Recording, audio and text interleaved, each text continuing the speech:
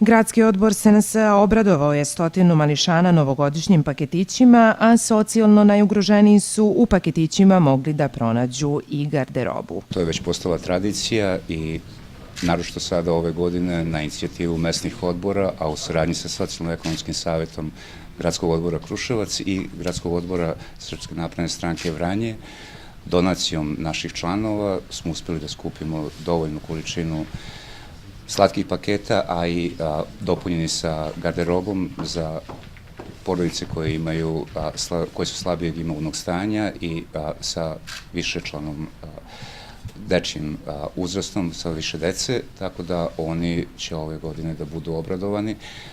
a naši predsjednici mesnih odbora će im uručiti lično u njihovom mestu boravka. Kako roditelji mališana ne bi imali dodatne troškove usred najdužeg meseca u godini, predstavnici mesnih odbora preuzeli su paketiće i isporučili ih na predviđene adrese.